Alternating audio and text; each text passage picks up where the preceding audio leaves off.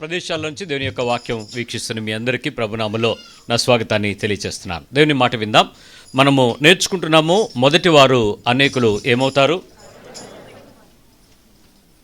కడపటి వారు అనేకులు ఏమవుతారు, మొదటి వారు అవుతారు. మత్తయి సువార్త 20వ అధ్యాయంలో 1 నుంచి 16 లేఖనాలని మనం చూస్తున్నప్పుడు, ద్రాక్ష తోటలో పరలోక రాజ్యం ఒక ఇంటి యజమానుని పోలి ఉన్నది. అతడు తన ద్రాక్ష తోటలో పనివారిని కూలికి పెట్టుకున్నటకు ప్రొద్దున బయలుదేరి అని ప్రారంభమైంది ఈ ఉపమానం.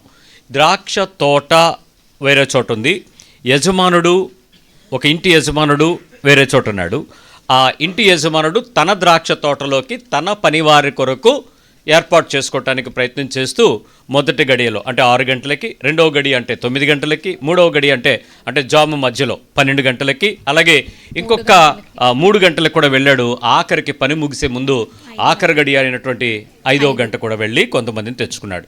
తీసుకొచ్చి వారందరినీ కూడా పని చేయించుకున్నాడు. ఆ పని చేయించుకున్న తర్వాత మొదట గడియలో ఏర్పరచబడినటువంటి పనివారు ఏమనుకున్నారంటే, ఖచ్చితంగా మేము ఎక్కువసేపు పనిచేసాం కదా, అంటే ఒకే రేటుకి మేము కాంట్రాక్ట్ కుదుర్చుకున్నాం కదా అనుకోవట్లా, ఎక్కువసేపు పనిచేశారు కదా, సో డెఫినెట్గా మాకు న్యాయమైన యజమాని ఎక్కువ కూలి ఇస్తాడు అని ఎదురు చూశారు. తీరా కూలి పంచడం స్టార్ట్ చేసేటప్పటికి మొదట వచ్చిన వాడికి ఒకే దేనారం ఇవ్వబడింది, ఆఖరి వచ్చిన వాడికి అదే దేనారం ఇవ్వబడింది. వెంటనే వాళ్ళకి కొంచెం బాధ కలిగింది. అదేంటి నువ్వు అన్యాయస్తుడివి, మేము ఎక్కువ పని చేస్తాము అంటే ఆయన అన్నాడు, అదేంటి నేను ఎలా అన్యాయస్తున్నాయాను, మన ఇద్దరికి ఒడంబడిక ఎంత, ఒక్క దేనారమే కదా, అదే కదా నేను పొద్దున్న 6 గంటలకు వచ్చినప్పుడు తీసుకుంటూ ఇస్తానన్నాను, ఇప్పుడు అంతే ఇచ్చాను కదా, నువ్వెందుకు అలా అనుకుంటున్నావు అని అడిగాడు. ఆ మాటకి ఆ తర్వాత వాళ్ళు ఎంత ఏమైనప్పటికీ కూడా ఎండింగ్లో కన్క్లూజను ఆయన ఏమన్నాడో చూసారా, ఈ ప్రకారమే కడపటివారు మొదటివారు అగుదురు, మొదటివారు కడపటివారు అగుదురు. ఇక్కడ ప్రాబ్లం ఏంటి అని అంటే, వాళ్ళు తీసుకునేటువంటి దానిని బట్టి, వాళ్ళు పొందుకునే దానిని బట్టి, వాళ్ళ అర్హతను బట్టి, తీసుకుంటున్న దానిని బట్టి వాళ్ళు మొదటివారా ఆఖరివారా అన్న తేల్చాడు ప్రభు. వాళ్ళు ఎన్ని గంటలకు వచ్చారన్న దాన్ని బట్టి కాదు, వాళ్ళు పొందుకునే దాని అర్హతను వాళ్ళు టాలీ చేసుకునేటప్పుడు, మేము ఎక్కువ పొందుకుంటామని ఎదురు చూస్తున్న వ్యక్తులు పొందుకోకపోగా ఆ విషయాన్ని నోరు తెరిచి అడిగి మాట్లాడినప్పుడు ప్రభు దగ్గర ఆ యజమాని ఈ మాట మాట్లాడాడు, మీరు ఏ టైంలో వచ్చారో, ఎంత మనం ఒప్పందపడ్డామో అనే దాని గురించి నువ్వు మాట్లాడకపోగా నేను అన్యాయస్తుడని నువ్వు మాట్లాడుతూ నీకు నాకు మధ్యలో పొందుకుంటున్న ప్రతిఫలము నిన్ను ఆఖరివాడిగా తెచ్చింది చూసుకో అన్నాడు. సో ప్రాబ్లం ఏంటి అని అంటే, the result, the profit, the gain ఏంటి నువ్వు పొందుకుంటున్నావో అది నిన్ను ఆఖరిగా ఉన్నావా ముందుగా ఉన్నావా అన్నది తెలుస్తుంది.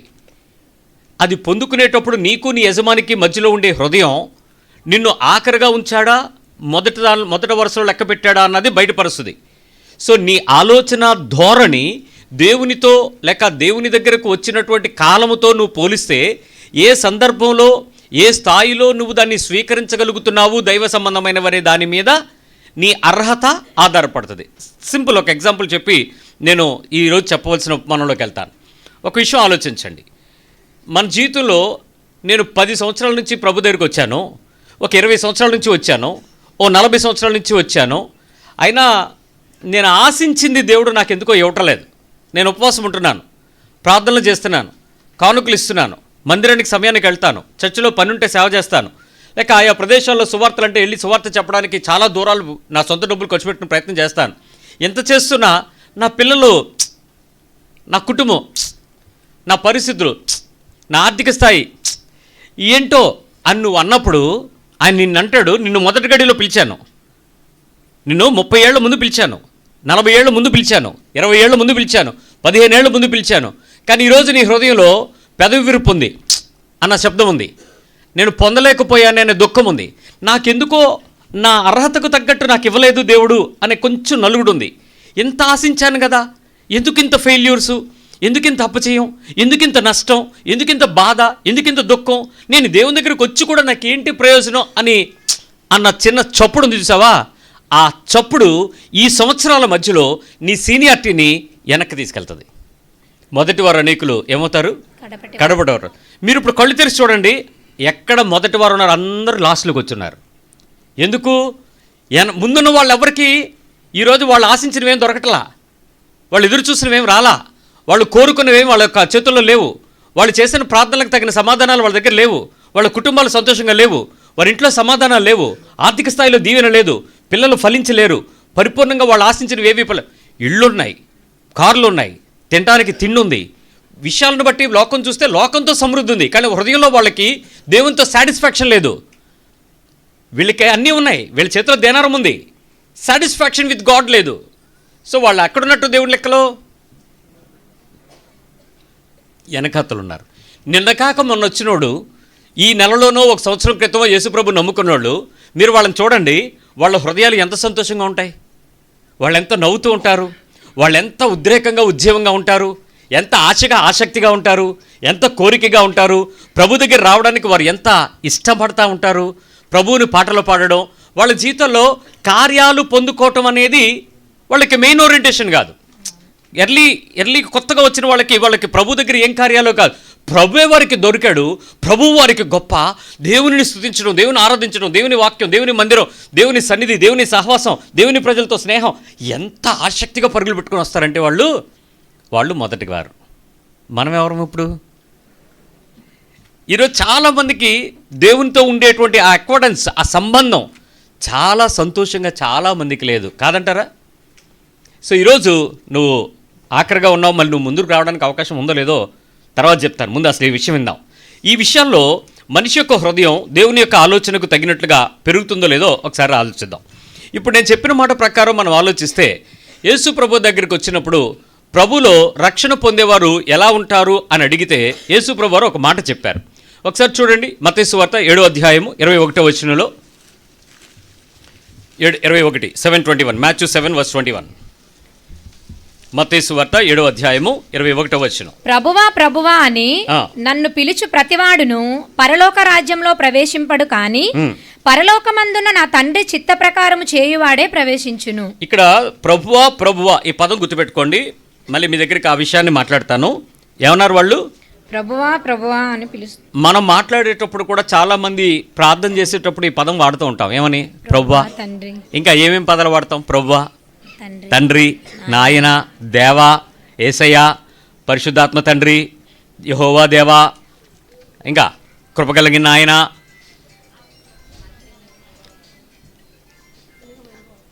ఇంక ఇలాంటి పదాలు, చాలా పదాలు వాడుకగాను, అలవోకగాను, ఆశగాను, కొంచెం బ్రిడ్జ్ ఫిల్లర్స్, ఆ గ్యాప్ వచ్చిన వెంటనే తండ్రి నాయన అనుకోవడం, యేసయ్య అనడం, కొంచెం గ్యాప్ తీసుకుని మళ్ళీ కంటిన్యూ చేయడానికి ఆ కంజక్షన్కి చాలామంది వాడుతుంటారు. ఈ పదాలు వాడేటప్పుడు ఆ పదం వాడుతున్నావా, పదంతో ఉన్న సంబంధానికి ఆ పదం వాడావా? నీ మైండ్ నీకేం చెప్పింది చెప్పండి? ఆ టైంకి ఆ బ్రిడ్జ్ ఫిల్ చేయడానికి, గ్యాప్ ఫిల్ చేయడానికి పదానికి ఆ పదం వాడావా, సంబంధాన్ని చెప్పడానికి ఆ పదం వాడతావా? నిజంగా చెప్పు, నీ మనస్సాక్షితో చెప్పు. It's a gap filling. ఆ టైంకి ఆ వర్డ్ అందక నెక్స్ట్ ఏం చెప్పాలో తెలియక దేవా, ఆ ప్రభువా, దేవా, తండ్రి, నాయన, యేసయ్య, హోలీ, ఈ నిజానికి నీ హృదయంలో దేవునితో ఉండేటువంటి సంబంధం తెలుసుకునేటప్పుడు అది ఎలా మాట్లాడతావు ఒకసారి ఆలోచిద్దాం. ఇక్కడ పిల్లలైన వారు ఎవరు ఒకసారి చేయొద్దండి. పిల్లలు, వెరీ గుడ్. మీ మమ్మీ డాడీ దగ్గరికి వెళ్ళినప్పుడు మధ్యలో 10 సార్లు mummy mummy mummy, daddy daddy daddy, అది కాదు మంచి డాడీ, అది కాదు గుడ్ డాడీ, అది కాదు బ్యూటిఫుల్ డాడీ, ఇలాంటివి ఏమైనా వాడుతూ ఉంటారా? డైరెక్ట్గా మీకు ఏం కావాలో మాట్లాడతారా? అంతేనా? డైరెక్ట్ మాట్లాడేస్తారా? అంతేకాని మధ్యలో ఆగి కాసేపు నేను ప్రైజ్ చేయాలి ఉండు అని చెప్పి ఆపి ప్రైజ్ చేసి, అది ఎప్పుడు ప్రైజ్ చేస్తారు? గడ్డాలు పట్టుకుని daddy daddy daddy please daddy అని. దెర్ ఈజ్ సంథింగ్ డిమాండ్స్ కదా, చెల్లించండి. సంథింగ్ మీకు ఏదో కావాల్సి వచ్చినప్పుడు ఆ తండ్రి దగ్గరికి వెళ్ళేటప్పుడు అప్పుడు కూడా మీ హార్ట్లో ఏమైనా కొత్త పదాలు ఎత్తుకుంటారా, యాజ్ యూజువల్గా మాట్లాడతారా? అది రిలేషన్షిప్. రిలేషన్షిప్ లేకుండా నువ్వు ఆర్టిఫిషియాలిటీ మాట్లాడేటప్పుడు ఈ పదాలు వేసుకుంటూ ఉంటావు. ఏ పదాలు? అది నువ్వు వేసే గాలి.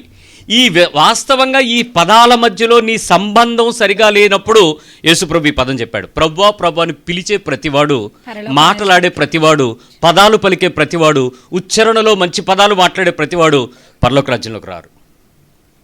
మేబీ నీ ప్రేయర్లో బెస్ట్ వొకాబులరీ ఉండొచ్చు, బెస్ట్ సెంటెన్స్ ఫ్రేమింగ్ ఉండొచ్చు. ఒక రెఫరెన్స్ దాటేసి మొత్తం రెఫరెన్స్లో మత్తయి సువార్త 7వ అధ్యాయం 21వ వచనం నుండి 23వ వచనాలు 100 రెఫరెన్స్లు చెప్పి నువ్వు బాగా ప్రార్థనలు చేసుకోవచ్చు. కానీ ద ఇంటెన్షన్, నీకు నీ దేవునికి మధ్యలో ఉండేటువంటి నీ హృదయ సంబంధమైన పద ఉచ్చారణ, ఆ సంబంధాన్ని సిద్ధపరచకపోతే నువ్వు దేవుని రాజ్యంలోకి రావన్నాడు. అప్పుడు వాళ్ళు ఏమన్నారు? 7:21 తర్వాత 22, ఆ దినముందు అనేకులు నన్ను చూచి ప్రభువా ప్రభువా మేము నీ నామమున ప్రవచింపలేదా? వీళ్ళు మళ్ళీ ఆ మాట వదలలేదు. ఏమని? నీ నామమున. ప్రభువా ప్రభువా అది వదలట్లేదు. వాళ్ళ అలవాటు నువ్వెందుకు వదులుతావు? మనం వదలగలమా? మీరు ఈ రోజు నుంచి ప్రార్థన చేసేటప్పుడు ఆ కంజక్షన్స్ ఆపేసి, లేక ఆ నౌన్లు ఆపేసి, లేక పదాలు ఆపేసి కాసేపు మాట్లాడడానికి చూడండి, 2-3 మాటల తర్వాత ఆగిపోతాయి. మళ్ళీ అది ఊత పడితేనే, ఆ పదం పడితేనే మళ్ళీ నెక్స్ట్ వచ్చిన కదులుతుంది. ప్రభువా ప్రభువా నీ నామమున ప్రవచింపలేదా? నీ నామమున దెయ్యములను వెళ్ళగొట్టలేదా? నీ నామమున అనేకమైన అద్భుతములు చేయలేదా అని చెప్పుదురు. అప్పుడు నేను మిమ్ముని ఎన్నడను ఎరుగను, అక్రమము చేయువారలారా నా యొద్ద నుండి పొండని వారితో చెప్పుదును. కాబట్టి ఈయన మాటలు విని వాటి చొప్పున చేయు ప్రతివాడును. ఇక్కడ ఆ మాటలు విని దాని ప్రకారం చేసేవాడా, నా మాటల ప్రకారం నాతో మాట్లాడేవాడా? దాని ప్రకారం చేయువాడు. ఇక్కడ ఏమన్నారు? మేము ఈ చేసాం, అవి చేసాం, ఈ చేసాం అన్నారు. అవన్నీ ఆయన చెప్తే చేశారా, మీకు ఇష్టమే చేశారా? ఆయన చెప్తే చేశారా, మీకు నచ్చి చేశారా? ఆయన ఏమైనా కోరుకున్నాడా దయ్యాలు మొదలుకొట్టమని, ప్రవచనాలు చెప్పమని, అద్భుతాలు చేయమని, సూచక మహత్కార్యాలు చేయమని? మరి ఈరోజు ఈ ప్రపంచంలో చాలామంది వీటి మీద క్రీస్తుని ఫోకస్ చేస్తున్నారు. ఎందుకు? నువ్వు వాటి కోసం ఎందుకు పరిగెడుతున్నావు? వాటి దగ్గరికి వెళ్ళి ఏదో పొందుకోవాలి, పొందుకుంటే నాకు దేవుడు చేశాడు, దేవుడు నాతో ఉన్నాడని ఎందుకు ఎదురు చూస్తున్నావు? ఇక్కడ జరిగే విషయాలన్నా నాకు సంబంధం లేదని నేను చెప్తున్నాడే. ఇలాంటి వాటి కొరకు పరుగులు పెట్టే మిమ్మల్ని అక్రమం చేయవాలని అంటానంటున్నాడే.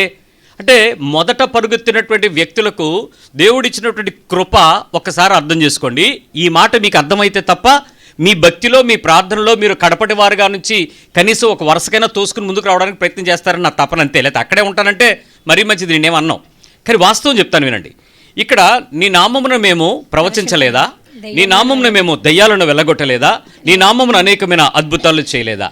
ఈ మత్తయి సువార్తలో 7వ అధ్యాయంలో కొండ మీద నుంచి మాట్లాడుతునేటప్పుడు ఆయన ఎవరి మీద కూడా చేతులుంచలేదు, ఎవరిని శిష్యుల్ని పంపలేదు, ఎవరిని ఎక్కడికి వెళ్ళి అద్భుత ఆశ్చర్య సూచక మహత్కార్యాలు జరిగించినట్టు రికార్డ్ లేదు. This is the earliest beginning of his preachings. కొండ మీద ఆయన ప్రసంగం ప్రారంభించిన ఆయన యొక్క పరిచర్య ప్రారంభ గడియలు, మినిస్ట్రీ బిగినింగ్లో ఈయన కొన్ని విషయాలను ముందుగా అడ్వాన్స్గా చెప్తున్నాడు. బహుశా ఆయన ప్రాఫిట్గా చెప్తున్నాడేమో. నా నామంలో మీరు ఇలాంటివన్నీ చేసి రేపు పొద్దున వస్తారు, నేను మీరెవరో నాకు తెలియదంటాను, మీరు నా దగ్గరికి వచ్చి కూర్చున్నంత హ్యాపీగా మీరు నాతో ఉండరు, మీరు ఆఖరివారు అయిపోతారు, చూసుకోండి మీరు ఎంత ముందు వస్తున్నారో అని చెప్తూ the relationship between you and me is important than the vocabulary అని చెప్తున్నాడు. ఈ మాటని ఇంకొంచెం క్లారిటీగా చెప్తాను వినండి. ఈ మార్క్స్ వార్త ఆఖరి అధ్యాయంకి రండి. Gospel of Mark chapter 16 verse 16 16 Mark's వార్త. నమ్మి బాప్తిస్మం పొందువాడు రక్షింపబడును. సో ఆయన నామమున ఒప్పుకొనినవాడు, నమ్మినవాడు, విశ్వసించినవాడు, అంగీకరించినవాడు, నీటిలో మునిగి బాప్తిజం పొందినవాడు రక్షించబడ్డాడు. రక్షించబడ్డ తర్వాత నమ్మని వానికి శిక్ష విధింపబడును. ఓకే. నమ్మిన వారి వలన ఈ సూచక క్రియలు కనబడును. ఆ సూచక క్రియలు వస్తాయి నమ్మితే? చదవండి. ఏవనగా నా నామమున దెయ్యములను వెళ్ళగొట్టుదురు. వచ్చిద్దా లేదా? దెయ్యాలు పోతాయా లేదా? వస్తాయి. క్రొత్త భాషలు మాట్లాడుదురు. పాపములను ఎత్తి పట్టుకుందురు. మరణకరమైనది ఏది త్రాగినను అది వారికి హాని చేయదు. పాయిజనస్ థింగ్స్ ఏవైనా నీ మీద బల ప్రయోగం జరిగించినా అవి నీకేమి హాని చేయవు. రోగుల మీద చేతులుంచినప్పుడు వారు స్వస్థత పొందుతారు. ఇవన్నీ జరుగుతాయి అని చెప్పాడు. ఎవరి వల్ల జరుగుతాయి ఇవన్నీ? నమ్మిన వారు. యేసు ప్రభు ప్రారంభ పరిచర్యలో ఆయన నన్ను నమ్మండి అన్నాడా? సువార్తను నమ్మండి అన్నాడా? ఆయన నన్ను నమ్మండి అని ఎక్కడ చెప్పలేదుగా. ఆయన చెప్తున్నాడు పరలోక రాజ్యం సమీపంగా ఉంది, నా రాజ్యము మీ దగ్గరికి వచ్చింది, రాజు మీ మధ్యలో ఉన్నాడు, రాజుకు ఒక రాజ్యాంగం ఉంది, రాజుకు ఒక శాసనం ఉంది, రాజుకు ఒక సూత్రం ఉంది, రాజు ఒక పరిపాలన కోరుకుంటున్నాడు, అది కోరుకుంటే మీకు ఇవన్నీ జరుగుతాయి. ఆ రాజు యొక్క పరిపాలనలో ఇవన్నీ మీకు ఆత్మ సంబంధమైనవిగా మీకు దొరుకుతాయని చెప్పాడు. విచిత్రం ఏంటంటే యేసు ప్రభు నమ్మిన దగ్గర, యేసు ప్రభుని విశ్వసించిన వారిలో ప్రారంభ గడియలో వచ్చిన వారికి ఆశ్చర్యంగా ఆత్మ సంబంధమైనటువంటి కృపావరాలు దొరికేశాయి. ఈ gift of healing, gift of prophecy, gift of demon casting ఇవన్నీ దొరికేశాయి. వీళ్ళు ఏమనుకుంటున్నారంటే ఇవన్నీ మాకు వచ్చేసినాయి కాబట్టి మేము సీనియర్లు అనుకున్నారు. యేసు ప్రభు అన్నాడు, నువ్వు నాకు తెలియదు అన్నాడు. నాకు తెలియదు, నీకు నేను ఇచ్చింది పరిశుద్ధాత్మ ద్వారా మీకు ఇవ్వబడిన వరాలన్నిటిని బట్టి మీరేమనుకుంటున్నారంటే మేము గాడ్కి క్లోజ్ రిలేషన్ అనుకుంటున్నారు. ప్రభు ఏమంటున్నాడు? నాకు తెలియదు అన్నాడు. మీరేమంటున్నారు? ఇవన్నీ నాకు ఎలా వచ్చినాయి? నేను దేవునితో పర్ఫెక్ట్గా బతకడం వల్ల అంటున్నారు. ప్రభు అంటున్నాడు, అక్రమంతో బతుకుతున్న పోరా నువ్వెవడు అంటున్నాడు. నేను చెప్పింది అర్థమవుతుందా? నా భాష మీకు అర్థమైందా? బైబిల్ అదేనా మీకు చెప్పింది? ఇప్పుడు మీరేమో నా నామమున అని మీరు ప్రేసు ప్రభు గురించి అంటే ఆయన అంటున్నారు, అరే ఎవడు చెప్పాడు రా, మీరందరూ వచ్చి నా గురించి చెప్తున్నారు. మీకు తెలిసిపోయినటువంటి ఆ కృప కలిగిన పరిశుద్ధాత్ముడి ఆ అభిషేకము మీ ద్వారా పనిచేయడాన్ని బట్టి, మీలో పనిచేస్తున్న దానికి ఒప్పుకోకుండా మీ ద్వారా పనిచేస్తున్న వాటిని మీరు ఒప్పుకుంటూ మీలో పని చేయటానికి నాకు అవకాశం ఇవ్వలేదు. నేను మళ్ళీ చెప్తున్నాను, మీ ద్వారా పని చేయడానికి ఒప్పుకుంటున్నారు కానీ మీలో పని చేయడానికి ఒప్పుకోవటం లేదు. మీలో పని చేస్తే ఏమవుద్దో తెలుసా? నా మాటలు విని వాటి ప్రకారం చేస్తారు. నేను చెప్తున్న మాటలు విని బండ మీద మీ జీవితాలు కట్టుకుంటారు. ఇది కట్టుకోకుండా మీరు నా నామమున చేసే ఈ ఔటర్ పెరిఫరల్స్ అక్రమం చేసేవాళ్ళు అవుతారు. మిమ్మల్ని నేను పట్టించుకోను, మీరు ఆఖరివారే, మీరు మొదటివారు కాదు, మీరు తృణీకరించబడే పరిస్థితి మీ ముందు ఉంటుంది. నేను మిమ్మల్ని కన్సిడర్ చేయాలని మీరు కోరుకున్నప్పుడు నేను కన్సిడర్ చెయ్యనని చెప్తున్నాడు. ఎగ్జాంపుల్ చెప్తాను. భార్యాభర్తలు ఇద్దరు చాలా పెద్ద గొడవపడ్డారు. క్రైస్తవ కుటుంబం చాలా పెద్ద గొడవ అయింది. కారణం ఏంటంటే కుటుంబం అన్నాక కలహాలు ఎందుకు ఉండవు, కుటుంబం అన్నాక భేదాభిప్రాయాలు ఎందుకు రావు? ఏకాభిప్రాయం సంపాదించుకోవడానికి ప్రయత్నించాలి. కోపతాపాలు ఎన్నున్నప్పటికీ ఉదయం నుంచి సాయంత్రం నుంచి పొద్దులో సెటిల్ చేసుకోవాలి. అందుకని నిన్నటిది ఈ రోజుకు కొనసాగిస్తాను, మొన్నటిది ఈ రోజు కూడా మాట్లాడతానంటే అది బుద్ధిహీనరాలైనటువంటి ఇల్లు, అది స్త్రీ అయినా పురుషుడైనా ఇల్లు పీక్కునేవాళ్ళే. ఈ బలహీనతల పరిస్థితుల్లో వారిద్దరి మధ్యలో కోపతాపాలు ఆవేశాలు ఎక్కువ వచ్చి పాస్ గారు ఫోన్ చేశారు, బాబు ఎక్కడ ఉన్నారని. అయ్యగారు చెప్పండి ఏంటని. మరి సువార్తకి వెళ్దాం వస్తావా అని. అయ్యగారు మంచి సమయానికి ఫోన్ చేశారు, వచ్చేస్తున్నానండి ఇప్పుడే అని. ఎందుకంటే సువార్త అనగానే ఇంట్లో సైలెంట్ అయిపోతారు కదా. ఎక్కడికి వెళ్తున్నారు వీళ్ళు? ఎవరి పని?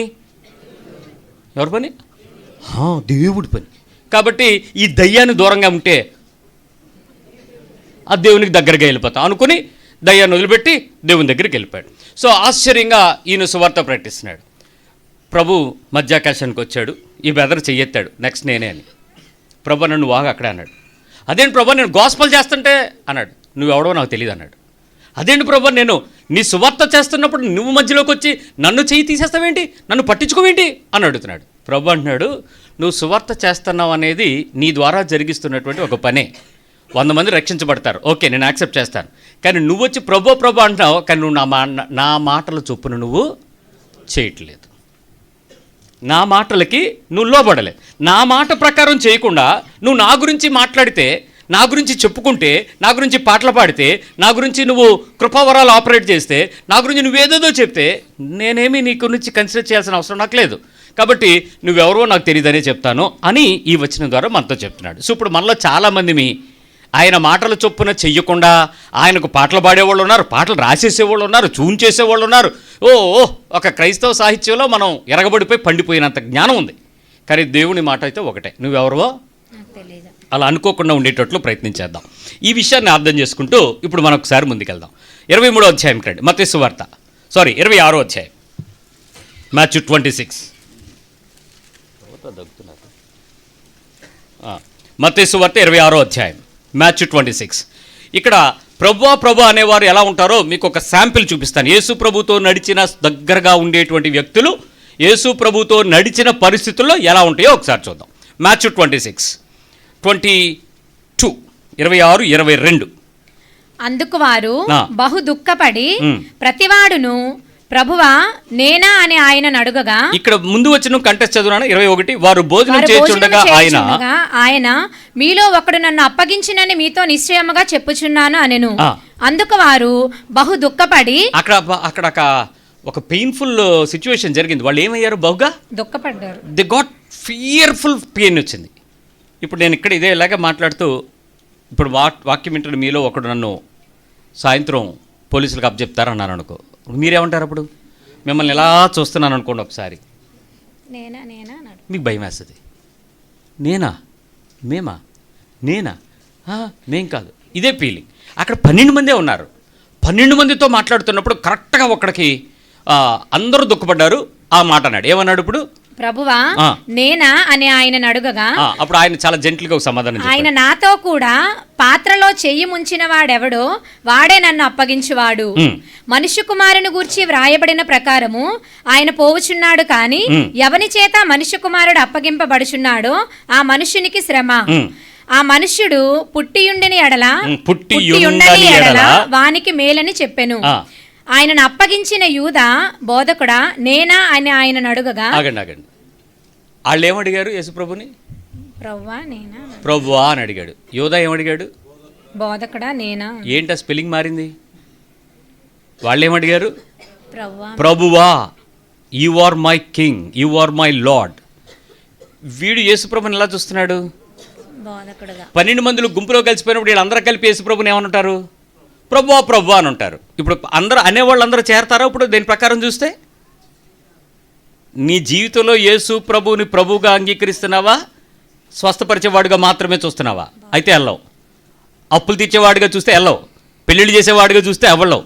పిల్లలు పుట్టించేవాడిగా చేస్తే ఆశ్చర్యాలు, అద్భుతాలు, సూచక్రియలు, మహత్కార్యాలు, విడుదలలు మాత్రమే యేసు ప్రభుతో చూసి వెళ్ళవు. ప్రభువుగా చూస్తే వెళ్తావు. వీడే ఉన్నాడు తెలుసా? బోధకుడా, you're a good teacher to me, but you're not my lord. నువ్వు నాకు నాయకుడిగా ప్రభువుగా ఉండాలని నేను అనుకోలా, but you're a good teacher. 12 మందిని పిలిచిన యేసు ప్రభుకి వీడు కొంచెం యేసుప్రభుని ఒకలాగే చూస్తున్నాడని అర్థం చేసుకోండి.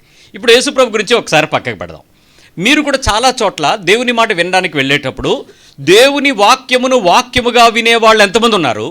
దేవుని వాక్యం బోధిస్తున్న వాడే దేవుడిగా చూసేవాళ్ళు ఎంతమంది ఉన్నారు?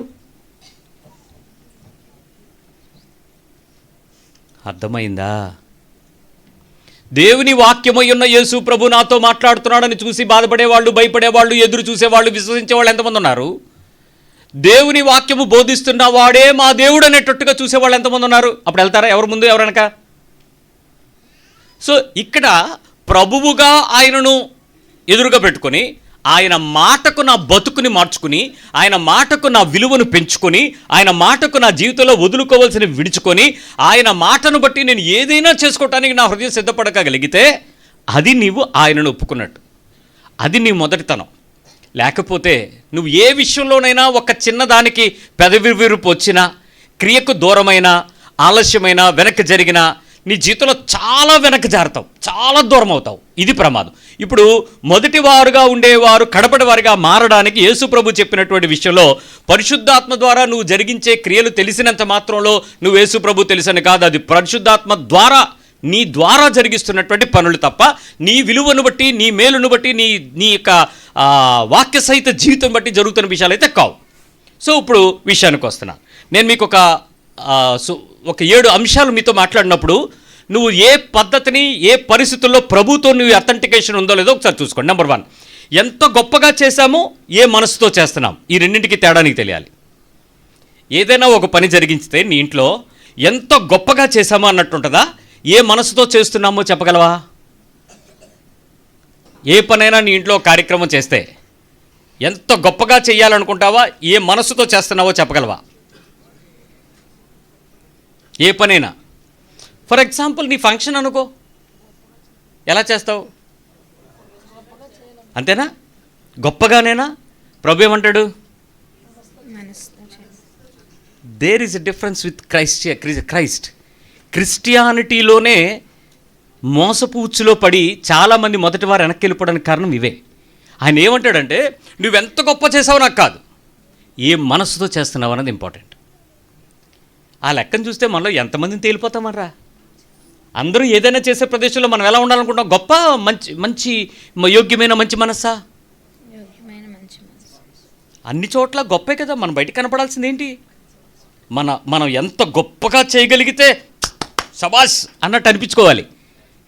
అసలు ఎంత స్థితిలో, ఏ స్థితిలో, ఏ మనస్సుతో నీ అంతరంగం అంత గొప్ప స్థాయికి ఎదుగుతున్నావో ఒక్కసారి జ్ఞాపకం చేసుకో. అసలు ఆలోచించండి. నెంబర్ 1, మొదటి విషయంలో మీరు గెలిచారో లేదో నాకు తెలియదు, కానీ మీ హృదయం మీతో చెప్పుద్ది. గొప్పగా చేయాలనుకుంటారా, మంచి మనసుతో చేయాలనుకుంటారా? గొప్పగానే. నెంబర్ 2, ఎంత ఘనంగా చేస్తున్నాము అన్నట్టుంటుందా, ఎంత దీనమైన హృదయంతో చేయాల్సినట్టుందా? ఎంత ఘనంగా చేశాము కాదు, చేస్తున్నాము అన్న ఎమోషన్తోనే కార్యక్రమాలు చేస్తాం, కానీ ఎంత దీనత్వంతో ఈ పని చేయగలుగుతున్నాము అనే మనసు వస్తుందా? నీ ఇంటర్నల్ మోటివ్ ఏంటి? ఎంత ఘనంగా చేస్తున్నాము అనేది మన ఇంటెన్షన్ అంతా. ఎంత శ్రద్ధ తీసుకుంటారో చెప్పనా? మొన్న ఒక అమ్మాయి చెప్తుంది, అన్నయ్య బ్యాక్గ్రౌండ్ కోసం నేను ఒక 80 మంది ఈవెంట్ మేనేజర్స్తో మాట్లాడాను. అంది ఈ వెనకాతలు పెట్టే గుడ్డంట. 80 మంది ఈవెంట్ మేనేజర్లతో మాట్లాడి ఒకటి ఫైనలైజ్ చేసిందంట. నేను నువ్వు డీటెయిలింగ్ చాలా పర్ఫెక్ట్రా తల్లి, నువ్వు నీ మైండ్లో మైక్రోస్కోపిక్ వ్యూ ఉంది, చాలా జాగ్రత్తగా చూస్తున్నావు, బట్ టైనీ డీటెయిల్స్ కూడా పోగొట్టకుండా నీ బ్యాక్గ్రౌండ్ చాలా పర్ఫెక్ట్. అంటే అన్న మనం ఫోటోలు తీసామనుకోండి, మరి కొన్ని సంవత్సరాల తర్వాత మనం ఉన్నా లేకపోయినా ఫొటోస్ ఉండాలి కదా అంది. Very good. ఆ వెనకాతల నీ మనసంతా ఎంత ఘనంగా అనే దగ్గరే కదా ఉంది. నేను అక్కడికి అడిగాను, ఆయన ఏమన్నా నువ్వు 80 మందిని కన్సల్ట్ చేసావు కదా, ఎవరు చీప్గా ఎవరైనా చేశారా అని అడిగాను. అంటే ఎక్కడన్నా అందరికన్నా చాలా హై ఢిల్లీ నుంచి వచ్చాడు అంది. ఏంటి 1 సంవత్సరం బర్త్డేకి నీ కొడుక్కి ఉయ్యాల్లో వేయడానికి నువ్వు చేసేటువంటి డెకరేషన్కి ఢిల్లీ నుంచి తెప్పించావా? ఆ వెనకాతల గుడ్డ తీసుకొచ్చినోడు ఢిల్లీ నుంచి వచ్చాడా? దాని గురించి నువ్వు కాంప్రమైజ్ అవ్వలేదా? అంత ఘనంగా చేయాలని నువ్వు చాలా పర్ఫెక్ట్గా ఆశపడ్డావా? ఎంతో గొప్పగా నువ్వు చేయాలని ఇష్టపడ్డావా?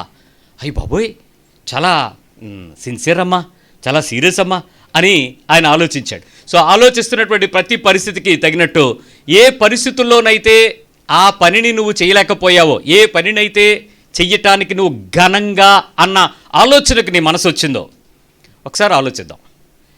ఎంత దీన హృదయంతో నువ్వు ఆ పని చేయటానికి ప్రభు ఇచ్చినటువంటి బిడ్డ, ఈ బిడ్డను నేను ప్రభు యొక్క నీతిలోనూ శిక్షణలోనూ పెంచాలి, ఆ స్థితికి తగినట్లుగా నా ప్రతి దినము దేవుని దగ్గర నేను మోకరించాలి, ఆ స్థాయికి తగినట్లుగా నేను దేవుని దగ్గర వేదనతో దేవుని సన్నిధిలో మొర్రపెట్టి అంగలార్చి నా బిడ్డను దేవుని దయలో దేవుని ఆత్మ బలములో పెంచాలి. ఇది ఉంటుందా? ఆ ఎంత ఘనంగా ఆ బర్త్డేని, ఎంత ఘనంగా మ్యారేజ్ డే, ఎంత ఘనంగా యానివర్సరీ, ఎంత ఘనంగా ఏంటి ఆ డిఫరెన్స్ ఏంటి? నెంబర్ 3, నీవు ఏదైనా అనుభవిస్తున్న పరిస్థితుల్లో, ఏ పరిస్థితుల్లో అయినప్పటికీ ఎంత హాయిగా నువ్వు అనుభవిస్తున్నావు, whatever the things you have, నీ దగ్గర ఏది ఉంటుంది, ఎంత హాయిగా నువ్వు దాన్ని అనుభవిస్తున్నావు వర్సెస్ ఎంత కృతజ్ఞతగా యేసు ప్రభుని కలిగి ఉన్నావు, ఈ రెండింటి మధ్యలో నీ హార్ట్ ఏంటి? What ever you have. ఇప్పుడు వేసవికాలం, కరెంటు బిల్లు ఎలాగో పెరుగుతాయి, వీ డోంట్ కేర్. ప్రతి వింటర్ అంతా వేసామేంటి, కాబట్టి ఇప్పుడు ఏమి వేయచ్చు, టక్కమని వేసేసి తక్కువలో పెట్టుకుని కాసేపు హాయిగా సేద తీరితే ఎంత మంచి మనసుగా ఉంటుంది, ఎంత హాయిగా ఉంటుంది, ప్రాణం ఎంత ఉల్లాసిస్తుంది, లేచి వస్తున్నట్టు ఉంటుంది కదా, ప్రాణం లేచిపోయినట్టు ఉంటుంది. అంటే అది ఎక్కడి నుంచి లెగిస్తుందో తెలియదు. మరి సరే, మొత్తం ప్రాణం లేచి వచ్చింది. ఆ ప్రాణం లేచిచ్చేటప్పుడు, ఆ హాయిని నువ్వు అనుభవిస్తున్నప్పుడు నీ హృదయంలో దేవునికి కృతజ్ఞత కలిగిన భావం ఉందా? హాయి వర్సెస్ కృతజ్ఞతా భావం, వాట్ డు యు సే? ఏది ఉంటుంది నీ హార్ట్లో? నా ప్రాణమా, అక్కడ యేసుప్రభువేడి? ఆయన అంటాడు, మనిషి కుమారుడు తలవాల్చుకోవడానికి స్థలం లేదంటాడు. నువ్వంటావు, నువ్వు లోపల రాకు, ఏసీ రూమ్లోకి నువ్వు రాకు, నువ్వు లోపలికి వచ్చావనుకో నువ్వు ఎందుకు ఇంత సుఖపడుతున్నావు అని అడుగుతావు, కాబట్టి నువ్వు లోపల రాకు, నువ్వు బయట ఉండు. ఆయన ఏమో తలుపు కొడతాడు అక్కడ. మనమేమంటాం, ఇంకా టైం అవ్వలేదు, అప్పుడే రాక అంటాం. ఎందుకు? ఇంకొక నిద్ర కూడా పట్టలేదు నాకు, ఇప్పుడే వచ్చి లేపేస్తావా ప్రార్థనని? ఏసీ వేసుకుని అరగంట కూడా అవ్వలేదు, కాసేపు సుఖపడని. ఇప్పుడు ఆలోచించు, నీ ఏసీ వేసుకుంటే తప్పని యేసుప్రభు అనడు. నువ్వు ఆ సుఖిస్తున్న సందర్భంలో యేసు ప్రభువు యొక్క దయను బట్టి నేను పొందుకున్న ఈ భావన నీ హృదయంలో లేకపోవడం ఘోరమైన పని. నెంబర్ 4, ఎంత ఆధిక్యతలు ఉచితంగా నీ హృదయం అందుకుని అనుభవిస్తుంది. ఈరోజు నీ చుట్టూ ఉన్నవి ఏ ఆధిక్యతతో నీ హృదయం దాన్ని పొందుకుని నువ్వు అనుభవిస్తున్నావు వర్సెస్ నిజమైన దీనత్వానికి కావాల్సిన అర్హతతో నువ్వు తెచ్చుకున్నావా? నిజమైన దీనత్వపు అర్హతతో నువ్వు సంపాదించుకున్నావా? నిజమైన దీనత్వపు అర్హతతో సంపాదించుకున్నావా? ఒక సహోదరు వచ్చి చెప్తుంది, ఏమనుకుంటున్నారంటే చాలా పెద్ద గొడవ పెడుతుంది. నేను ఎందుకు ఆ సమయంలో అక్కడ ఉండి, ఏంటి ఆవిడ గొడవ పెడుతున్నారు ఏంటి అని అడిగితే, ఆవిడ చాలా రెచ్చిపోతుందండి, అరగంట నుంచి చూసి అవతల తగులుకున్నాడు అని. ఎందుకు తగులుకున్నాడు ఏంటి సంగతి అని అంటే, ఆవిడను కొద్దిమంది కొంచెం ఇవ్వాల్సినంత మర్యాద, ఇవ్వవలసినంత స్థాయిలో ఆవిడకి ఇవ్వలేదంట అక్కడ. ఎక్స్పెక్టేషన్స్ ఉంటాయి కదండి, అవతలడికి ఏం తెలుస్తాయి అవి. ఇవ్వలేదు. ఆవిడ ఫీల్ అయింది. ఎందుకు ఫీల్ అయిందంటే, నేను ఒక హెడ్ మాస్టర్ గారి భార్యని, నన్ను నువ్వు ఇంత చీప్గా చూస్తావా అని ఆవిడ ఫైర్ అయిపోయింది, సీరియస్ అయిపోయింది. అవతలోడు అంటాడు, నీ బడా ఏంటో చెప్పు, మీ ఆయన హెచ్ఎం అయితే నీకెందుకు గౌరవం ఇవ్వాలంటాడు ఆడు. లాజికే. హెచ్ఎం గారికి గౌరవం ఇవ్వాలంటే మర్యాద, ఆయన హెచ్ఎం గారు, వాళ్ళు ఆవిడకి ఎందుకు ఇవ్వాలి? ఆవిడ అర్హత ఏంటి? భార్య. భార్య అయితే నీకు అర్హత ఇవ్వాలా అంటాడు ఆడు. ఆవిడంటే నేను హెచ్ఎం గారు భార్యని అంటది. అదే చెప్తున్నాను నేను. ఇక్కడ ఆవిడ హెచ్ఎం గారి భార్య అని ఆవిడ ఎంత మర్యాదగా మారాలి? మీలో చాలామంది స్త్రీలరా, నీ పురుషుని యొక్క చదువు, నీ పురుషుని యొక్క ఉద్యోగం, నీ పురుషుని యొక్క స్టేటస్, నీ పురుషుని యొక్క మర్యాద మీరెలా దొంగతనంగా అనిపించేస్తారండి? అది మీ అర్హతలా? ఏంటి మీ క్రెడిట్ ఏంటి దానిలో? కానీ ఇవ్వకపోతే ఊరుకుంటారా? మీరు ఏమంటారో తెలుసా, నేను డాక్టర్ గారి భార్యని ఎలా ఉండాలి, డాక్టర్ గారి భార్య ఎలా ఉండాలి ఏమన్నా పుస్తకంలో రాసి ఉందా డాక్టర్ గారి భార్య అలాంటి చీరలు కట్టుకోవాలని? మనం కూడా అంతే. దేన్ని బట్టి? చేయరు ఉద్యోగం. నువ్వు బయటకు వస్తే కౌన్ కిస్కా, ఆఫీసులోకి వెళ్తే నువ్వు పవర్ఫుల్. ఆ ఆఫీసులో ఉన్న నీ పవర్ఫుల్నెస్ని ఆఫీస్ బయట కూడా నిన్ను ఎందుకు గౌరవించాలా? నువ్వు ఆఫీస్లోనో బాసు, బయట ఆఫీస్కి రా, నీ నమస్కారం పెడతాను, బయట నిన్ను ఎందుకు గౌరవించాలి అంటే నేను ఆఫీసర్ అయితే అవడకా, నువ్వు మాకు కాదు, నువ్వు మీ ఆఫీస్కి కాదు. ఎక్కడైనా ఒకేలాగా ఉంటావు. అవునా? ఏంటి నీ బాధ? నాకేం బాధ లేదు. నేను నీతో చెప్పేది, పొందుకుంటున్న నీ ఆ అంతరంగంలో ఉండేటువంటి ఆ మర్యాదలోనే చూసారా, ఆధిక్యతలోనే చూసారా, హృదయం ఉచితంగా పొందింది చూసావా, హృదయంలో నుంచి పొందుతున్న నీ శరీరంలో నుంచి ఉన్న ఆ ఉచిత ఆధిక్యతలు నువ్వు అనుభవించే స్థాయి నిజంగా నీ దీనత్వానికి వచ్చిన అర్హత అని నువ్వు ఎప్పుడైనా భావించావా? Lord, this is your mercy lord, పలానా సేవకునికి భారీగా నన్ను చేసినందుకు నిజంగా నీ కృతజ్ఞతలు ప్రభువా. ఈరోజు నా ఒంటికి కావాల్సిన గౌరవం పొందుతున్నానంటే just because of my husband lord. ఆయనకు నన్ను ధర్మపత్నిగా చేయటాన్ని బట్టి కదా నువ్వు నన్ను విలువిస్తున్నావు. నేను ఇంకెంత ప్రేమగా ఆయనకు పరిచర్య చేయాలి, ఎంత ప్రేమగా ఆయనతో ఉండాలి. నాకు ఈరోజు సమాజంలో ఒక కుటుంబ స్త్రీగా, ఒక కుటుంబ పురుషునిగా నాకు ఒక ఆధిక్యత ఎవరైనా ఇచ్చారు అని అంటే ఆ ఆధిక్యతకు కారణం నా భార్య అయితే, నా భర్త అయితే, హౌ ద డ్యూ రెస్పెక్ట్ నేను ఇవ్వాల్సింది. ఇది ఎప్పుడైనా దీనత్వంగా దేవుని మాట కొరకు లోబడిన వాళ్ళమేమన్నా మనం? ఎక్కడైనా ఉందా అలాంటి పరిస్థితి? చాలా చోట్ల మన పరిచయాల మధ్యలో, మన పలుకుబడిలో మనం మాట్లాడే ఆ గర్వపు స్థాయి నీ హృదయ దీనత్వానికి వ్యతిరేకం. లెట్ మీ కమ్ 5వ విషయంకి రానివ్వండి. ఎంత గర్వంగా, ఎంత గౌరవాన్ని, ఎంత దర్పాన్ని, ఎంత గర్వంగా నీ శరీరం కొన్ని సందర్భాల్లో పొందుతుందో చూడండి. అవన్నీ మీ అర్హతలేనా? కొన్ని గౌరవాలు, కొన్ని మర్యాదలు, కొన్ని గొప్పదనాలు, కొన్ని ఆపాదించేటువంటి ఒక తెలియని ఒక సంబోధన మన మీదకి వస్తూ ఉంటుంది. తెలియకుండానే ఆ గౌరవాన్ని మనం పొందేసుకుంటూ ఉంటాం. ఈ గొప్పతనం, ఈ గర్వము, ఈ దర్పము, ఈ గౌరవం ఇవన్నీ పొందుతునేటప్పుడు నిజంగా నీకు దేవుని మీద గౌరవం ఉందా? నిజంగా మనకి దేవుని మీద గౌరవం ఉందా? నిజం చెప్పండి. ఇవి పొందుకునేటప్పుడు నిజంగా దేవుని మీద గౌరవం ఉందా? ఏదో విజయం పొందుకున్నావు. ఆ మధ్య ఆ ఇద్దరు గురించి ప్రపంచం చాలాసేపు మాట్లాడుకుంది. జమీమా గురించి, సంజు శాంసన్ గురించి. ఎందుకు? వాళ్ళిద్దరూ యేసు ప్రభువుని హైలైట్ చేశారు కాబట్టి. ఒకవేళ నీకు ఆ సందర్భం వస్తే నువ్వు అంటావా? సరే, యేసు ప్రభు మాట దేవుడు ఎరుగు. ఆ పరిస్థితుల్లో నీకు వచ్చేటువంటి ఏ గర్వము, ఆ గౌరవము, ఆ దర్పంగా నువ్వు పొందుకునే స్థితి నిజంగా అన్ని సందర్భాల్లో దేవుని మీద గౌరవంగానే మన మనసు లీనవుతుందా? అన్ని సందర్భాల్లో లీనవుతుందా? మొన్న పిల్లోడు పరీక్షలు రాసి వచ్చి ఇంకా రిజల్ట్స్ రాలా, ఆడు పేపర్ పట్టుకొచ్చి, అనయ్య ఫస్ట్ ర్యాంక్ వచ్చింది అన్నాడు. ఎలా వచ్చిందిరా అన్నాడు. ఫస్ట్ వచ్చింది అన్నాడు. ఎవరు చెప్పారని? మా టీచర్ చెప్పారన్న, పేపర్ లీక్ అయిపోయిందా అన్నాడు. లేదు, ఫస్ట్ ర్యాంక్ నాకే అన్నాడు. ఎలా తెలిసింది నీకు? ఇంకా టీచర్ రిజల్ట్స్ రాలేదు, ఆ ప్రోగ్రెస్ రిపోర్ట్ రావాలి, అదంతా వచ్చిన తర్వాత కదా సార్. లేదు నాకే డిసైడెడ్. ఏదో అయిపోయింది, మ్యాచ్ ఫిక్సింగ్.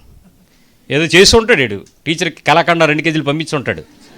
మరి అది ఆల్రెడీ ఏది జరగకపోతే ముందు ఎలా తెలిసిపోద్ది ఫస్ట్ అని ఖచ్చితంగా చెప్తున్నాడు, నాదే అన్నాడు. నేను అన్నాను ఓకే సరే, ఒకవేళ నీదే అనుకుందాం, ముందే సెలబ్రేట్ చేసేసుకుందాం, నీ ఫస్ట్ ర్యాంక్ వచ్చేసిందని. నిజానికి ఈ విషయంలో నీకు దేవుని మీద నిజమైన ఆ గౌరవంగా ఆ పిల్లవాడి మనస్సుందా అని నేను చెక్ చేయడానికి చూస్తే 1% కూడా లేదు. వాడి గర్వం అంతా ఏంటంటే నేను రాశాను, నేను పాస్ అయ్యాను, నేను రాశాను, నాకు వచ్చింది, నాది ఫస్ట్. మనం విజయం వచ్చేసిన తర్వాత మొదటి రోజు బాగానే ఉంటుంది, 2 రోజు నుంచి ఎలా ఉంటుంది చెప్పండి. Once you are selected, once you are got your rank, ఆ కార్డు వచ్చేసింది, ఆ ఫ్లాగ్ వచ్చేసింది, ఆ చేతులు 2 ఇలా ఊపిసావు, ఆ తర్వాత నీ మనసు దేవుని మీదకి వెళ్తుందా కిందకి వెళ్తుందా? దేవుని మీద ఉండగలదా? ప్రజలు నిన్ను పొగుడుతున్నప్పుడు నువ్వు ఎలా అనిపిస్తుంది? భయ్యా నిజంగా ఏం కొట్టవు భయ్యా, లక్కీగా జాబ్ సూపర్, కంగ్రాట్స్ భయ్యా అని అంటే థ్యాంక్ యూ, ఏదోనండి నేనేదో రాస్తే దేవుడు గెలిపించాడు ఎవడని అంటాడా? ఎవడైనా పదం ఆడతాడా? ఏదో దేవుడు దయ్యండి నేను ఇలా ఉన్నానంటే ఇదేదో నా గొప్పతనం ఏం కాదండి బాబు, నా బలం ఏంటో నా శక్తి ఏంటో నాకు తెలుసు, నా జ్ఞానం ఏ పడింది, ఒక ఎర్రోడిని దేవుడు నన్ను నిలబెట్టాడు, దేవుని కృపను బట్టి ఆ సీట్ ఇచ్చాడు, దేవుని కృపను బట్టి ఆ ఉద్యోగం, దేవుని కృపను బట్టి ఆ కార్యం, దేవుని నాది ఏం లేదు సార్, మీరు అంతగా నన్ను ఏమీ మీరు అప్రిషియేట్ చేయకండి. ఎంతమంది దగ్గర మీరు ఇలాంటి మనసు వింటారు? నెంబర్ 6, గొప్పతనాన్ని ఆశించడాన్ని, గొప్పతనాన్ని అనుభవించడానికి వర్సెస్ దేవుని కృపకు కృతజ్ఞతగా ఎంతవరకు మారావు? గొప్పతనాన్ని ఆశించుట, అనుభవించుట వర్సెస్ గ్రేస్, కృపకు నువ్వు ఎంత కృతజ్ఞత చెల్లిస్తున్నావు? ఏ విషయంలోనైనా మనం పొందుకునే వాటికి మనకున్న ఒకే ఒక అర్హత ఏంటంటే దేవుడు ఎవడ కోసం నాకు ఇవ్వడన్నట్టుంది. అరే ఆయన ఒక్క నిమిషంలో తారుమారు చేయగలరండి.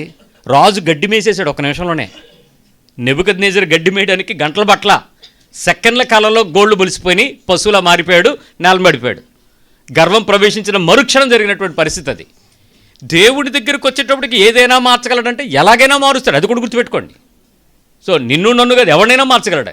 సో దేవునితో నీ హృదయము ఏ పరిస్థితుల్లో ఆశీర్వాదము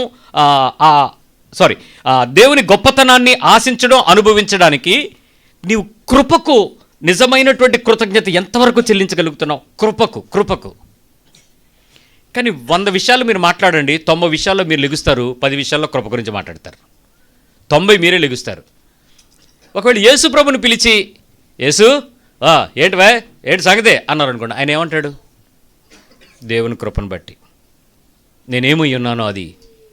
పౌలు ఏమంటాడు? నా బలం కాదు, నా తెలివి కాదు, నా కులం కాదు, నా గోత్రం కాదు, నా రక్షణ మూలం కాదు, నా ప్రభు కృపను బట్టి నేను హెచ్చించబడ్డాను, కృపలో నేను నిలిచున్నాను, ఆయన కృప నన్ను లేపింది, ఆయన కృప నన్ను జీవం కంటే నిలబెట్టింది, ఆయన కృప నాదేమీ కాదు. ఎప్పుడు చెప్పగలవు నువ్వు ఆ విషయం? కానీ చిన్న విషయాలలో నువ్వు పొందుకుని ఆశిస్తున్న గొప్పతనాలు అనిపిస్తున్నప్పుడు నీ హృదయం కొవ్విన మాటలు మాట్లాడుద్ది, కంట్రోల్ అవ్వదు, అసలు ఒప్పుకోదు. నువ్వు చెప్పే విషయాల్లో కూడా నీకు తెలియకుండా కాదు, తెలిసే చేస్తావు ఈ పని అంతా. అసలు కృపకు నువ్వు నోచుకోగలిగిన అర్హత నీకు లేకపోయినా అది ఆయన బట్టి అని నీ మనసు ఒప్పుకోదు. ఆఖరి విషయం చెప్తాను, 7వ విషయం. నీ ఆశీర్వాదము నీ అర్హత లేక నీ బ్రతుకులో నువ్వు నీ విలువను బట్టి ఇచ్చాడా, దేవుడు విలువను పెంచుకోవడానికి ఇచ్చాడా నీ ఆశీర్వాదాలు? నీ ఆశీర్వాదాలు నీ విలువ లేక నీ అర్హతలా? ఆ ఆశీర్వాదానికి విలువగా దేవుడు నీకు ఇచ్చినటువంటి ఆశీర్వాదాన్ని ఆయనలో నుంచి రాబడినయా లేక నీ అర్హత? చాలామందికి ఈరోజు ఆశీర్వాదాలు అర్హతలాగా ఫీల్ అవుతున్నారు. ఇది నాది అంటారు. ఎలా చెప్పగలరండి ఆ మాట? ఎవరిచ్చారు అవన్నీ? చేసే పనుల్లో నువ్వు క్రీస్తుని కనపరచలేకపోవడానికి కారణం ఏంటి? ఆయనకు మహిమ ఇవ్వలేకపోవటానికి నీ నొప్పేంటి? ఇది ఆయింది అని చెప్పలేకపోవటానికి నీ హృదయంలో ఆ క్రొవ్విన పదం ఏంటి? ఇది దేవుని వలన అని చెప్పుకోలేకపోవడానికి ఒప్పుకోలేనితనం ఏంటి? ఆ ఆశీర్వాదాల అర్హతలా, మీ అర్హతలా, మీ హక్కులా, దేవుడు ఇచ్చి తీరాల్సినవా? ఆయన దయను బట్టి కృపను బట్టి పొందుకున్నావు కాదా? నిజానికి నీ బ్రతుకుకు ఆయన రావడాన్ని బట్టి విలువను పెంచడానికి, నీ విలువను పెంచి ఆయన మహిమ పొందడానికి నీకు ఆశీర్వాదం ఇచ్చాడా, లేక నీ ఆశీర్వాదాన్ని బట్టి నిన్ను నువ్వు పడిపోవడానికి ఇచ్చాడా? కానీ ప్రతి ఆశీర్వాదం మనల్ని పడిపోజేస్తుందే. ఎందుకు? ఇది నా విలువను బట్టి కాదు, ఇది నా అర్హతను బట్టి కాదు అని ఎందుకు చెప్పలేకపోతున్నావు? 1000 మంది ఎగ్జామ్ రాశారు, ఉన్నవి 100, 900 మందికి పోయాయి, 100 మందికి ఉద్యోగాలు వచ్చాయి. ఉద్యోగం పొందుకున్న వాళ్ళందరూ కూడా పోగొట్టుకున్న వాళ్ళకంటే అదృష్టవంతుల, అర్హత కలిగిన వాళ్ళ, దేవుని దయ పొందిన వాళ్ళ? క్రైస్తవుడిగా మాట్లాడదాం. కానీ ఆ పొందుకున్న 90 మంది, 10 మంది, 100 మంది 900 మందిని చూసే చూపు ఎలా ఉంటుంది చెప్పండి? వాళ్ళకన్నా నాకు దయ పొందాను, మీకన్నా నేను గొప్పోడు కాదని ఎవడైనా అనగలడా? మీరు ఓడిపోయారు నేను గెలిచానంటాడా? మీకు లాలేదు నాకు వచ్చింది అన్నట్టే ఉంటుందా? లేకపోతే మీ మీద ఏదో దేవుడు దయ్య జరిగిందండి నా మీద, అందుకే దేవుడు ఏదో నాకు ఇది ఇచ్చాడన్న ఆ స్థితికి నీ మనస్సు దేవుని మీదకు అనుకుంటుందా? ఎందుకు నీలో ఆ రకమైనటువంటి ఆ టీవీ, ఆ దర్పం, ఆ పదం ఎందుకు వస్తుంది? ఈ విషయాలు మీరు ఆలోచించేటప్పుడు యేసుప్రభు చెప్పిన మాట దగ్గరికి వస్తున్నాను. నీ నామమున ఇల్లు కట్టలేదా? నీ నామమున పెళ్లి చేసుకోలేదా? ఎంత ఘనంగా చేశాను, ఎంత పెద్ద పాస్టర్లు వచ్చారు, స్టేజ్ నింపేశాను 20 మందితో. నీ నామమున ఎంత గొప్ప ఆల్బమ్ రిలీజ్ చేశాను, నీ నామమున ఎంత పెద్ద మీటింగులు పెట్టాను, ఎంత పెద్ద చర్చి కట్టాను, ఎంతమందికి నేను సువార్త చెప్పాను. యేసుప్రభు ఏమంటాడు అప్పుడు? నీ యాక్షన్స్ నువ్వు చెప్పే వాటికి కాంట్రాస్ట్, నీ లైఫ్ నేను మాట్లాడుకుంటున్న దానికి నువ్వు వ్యతిరేకంగా ఉన్నావు. ఇవన్నీ ప్రభు అని పిలిచి పాటలు, మాటలు, ఆటలు, ఈ క్రైస్తవ ట్రెడిషన్స్, సారీ నువ్వెవడో నాకు తెలియదని ఖచ్చితంగా చెప్పడానికి అర్హతలుగా భావిస్తాడు. ఈరోజు ఆ దైవికమైనటువంటి దీవెనకు నేను అర్హుడను అని నేను అనుకుంటేప్పుడు నీ హృదయం నీతో చెప్పాలి, మోసం చేస్తున్నా నన్ను, ఇది నా అర్హత కాదు, దేవుని దయ. నేనేం పొందుకున్నాను, ఇది నా బలం కాదు, దేవుని దీవెన. ఇది నేనేమై ఉన్నాను, అది నాది కాదు, అబ్సల్యూట్లీ దేవుని సహాయమే. ఏ రోజైతే నీవు మొదటి వాడివి దేవునితో ఉండే సంబంధాన్ని చెడు చేసుకున్నావో ఆ కానుకైన దీవెన నిన్ను ఆక్రమడిగా చేసింది. అదే దీనారం మొదటోడికి లాస్టోడికి. కానీ ప్రభుతో మాట ఏమనిపించుకున్నాడు? అనేకులు మీలో మొదటివారు పొందుకుని, క్రీస్తుని పొందుకుని నువ్వు వెనక్కి వెళ్ళిపోవటం దురదృష్టకరం కదా. ఇప్పుడు ఆలోచించండి. ఇప్పుడు నీ మనసులో ఎక్కడైనా ఏదైనా విషయాలను బట్టి పొందుకోలేని స్థితిని బట్టి నీ మనసు నీకు ఎక్కడైనా ఈ నేను చెప్పబోయే విషయాలు నీకు మనసు ఎక్కడైనా చెప్తే ఈ రాత్రి నువ్వు వెనక్కి వెళ్ళిపోకుండా జరగడానికి గట్టిగా యేసుప్రభువుని పట్టుకోవాలి. మొదటి విషయం ఇక్కడ నీ రీజనింగ్ కానీ నీ లాజిక్స్ కానీ దేవుని న్యాయానికి పనికిరావు. మొదటి చెప్పండి, నా రీజనింగ్స్, నా లాజిక్స్ దేవుని న్యాయానికి పనికిరావు. దేవుని న్యాయానికి నీ రీజన్స్, నీ లాజిక్స్. ఇక్కడ చాలామందికి ఏదైనా ఉద్యోగం కానీ, వ్యాపారం కానీ, వ్యవహారం కానీ మాట్లాడాల్సి వస్తే దానికి మీకు రిటర్న్ టెస్టు, మార్కులు, టెస్ట్లు ఇలాంటివి ఏముంటాయి కదా, అవన్నీ పెట్టేసిన తర్వాత మీకు ఎందుకు రాలేదు అని అంటే మీరు చాలా లాజిక్లు మాట్లాడి రోస్టర్ విధానంలో రాలేదు, దీనికి ఓసీకి ఇంత కట్ ఆఫ్ పెట్టాడు, దీనికి ఎలా పెట్టాడు, దానికి ఎలా పెట్టాడు, చాలా పెట్టి లాస్ట్కి ఏమంటారంటే ఇది ఇలా అయిపోవడం వల్ల నాకు రాలేదండి అని అంటారు. అసలు నువ్వు ఏ రీజను లేకుండా దేవుని కృపను బట్టి నాకు రాకుండా చేసినందుకు దేవునికి స్తోత్రం అనేవాళ్ళు ఎంతమంది ఉన్నారు?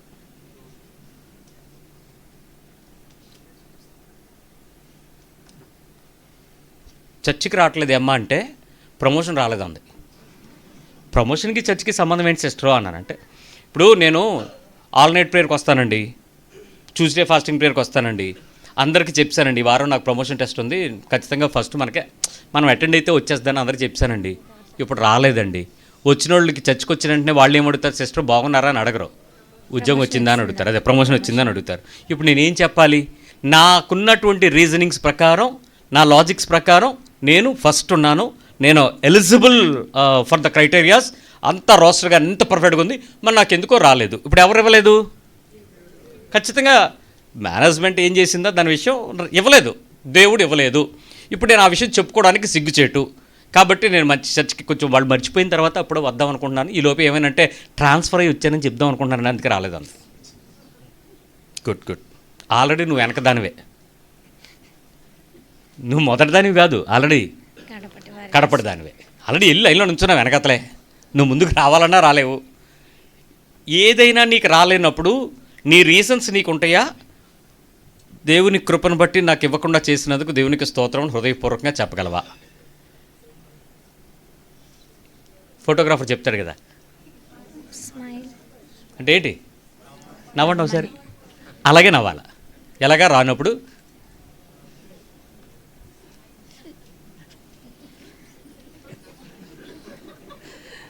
ఎందుకు రాలేదు? దేవుని కృప బ్రదర్. చాలామంది ఏడ్చిన వాళ్ళని చూశాను నేను. విచిత్రం ఏంటంటే, నువ్వు ఈరోజు ఏడ్చావు, దేవుడు నిన్ను దీవిస్తాడు, నువ్వు మరుసటి రోజు పొందుతావు.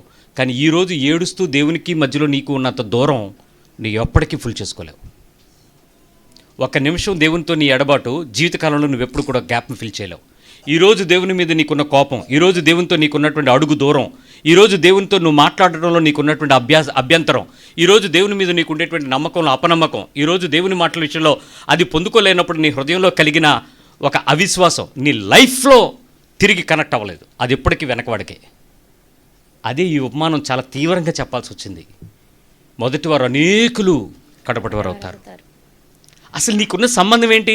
అసలు పనోళ్ళు పని లేకుండా రోడ్డు మీద పడుంటే, సాయంత్రం 5 గంటలకు కూడా పనోళ్ళు రోడ్డు మీద పడుంటే, మొదటి గడియలో నిన్ను పిలుచుకున్నాడు అని అంటే నువ్వు ఎంత కృపగలిగి గ్రేస్ఫుల్గా ఉండాలి, అది అర్థం చేసుకో.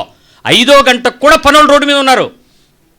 అలాంటి ఎవడో నిన్ను పనికి పిలవడానికి అవకాశం లేనటువంటి పనికి ఎక్కువ మంది ఉండి పని చేయడానికి సిద్ధంగా పిలుపు అందుకోలేని వాళ్ళు వేల మంది పడుంటే, నిన్ను ఎంపిక చేసుకుంటే నువ్వు ఇప్పుడు అలుగుతావా?